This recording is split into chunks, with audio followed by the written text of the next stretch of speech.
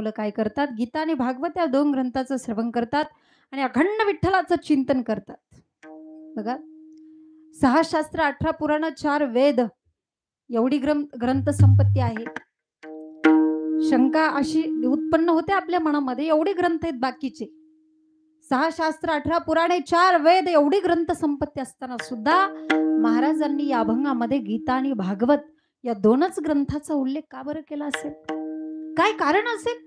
त्याचं कारण असं आहे, ज्याचा जन्म झालेला आहे त्याला मरावं लागणार आहे आणि ज्याला मरावं लागणार आहे त्याला मरेपर्यंत जगावं लागणार आहे. पण मरेपर्यंत कसं जगायचं ह्या प्रश्नाचं उत्तर गीतेत आहे आणि जगणं संपलं म्हणजे मरायचं कसं ह्या प्रश्नाचं उत्तर भागवतात आहे. म्हणून गीता भागवत करीती श्रवण. ती मुलं काय करतात? अखंड चिंतन विठोबाचे, अखंडतेने विठ्ठलाचं चिंतन करतात.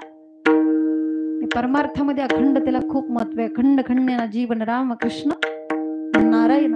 विठ्ठलाचं चिंतन का केलं पाहिजे? कारण घेताना घेताना विठोबाचे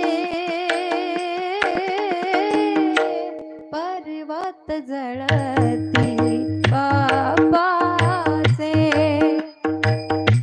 पर्वत जळती बाबाचे, ऐसा नामाचा महिमा, ऐसा नामाचा महिमा,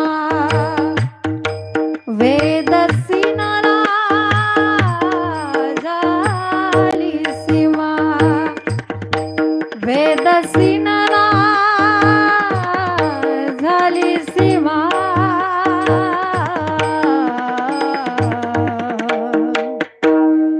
घेताना घेताना विठोबाचे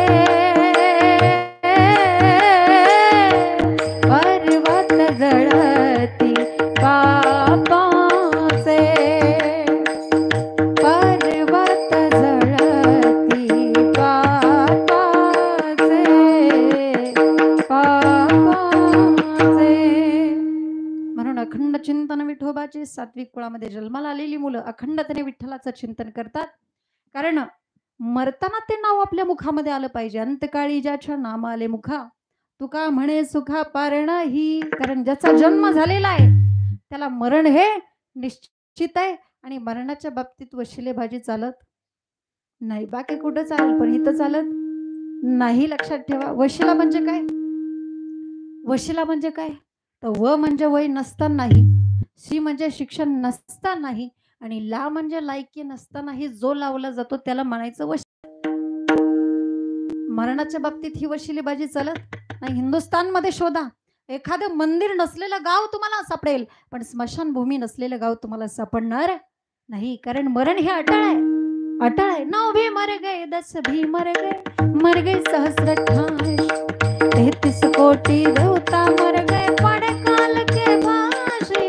9 भी मर गए, 10 भी मर गए सहस्र ठाश, 9 भी मर गए, 10 भी मर गए. उपजेते नाशे नाशते पुनर्विदिशे, घटिका यंत्र जैसे परिभ्रमेगा.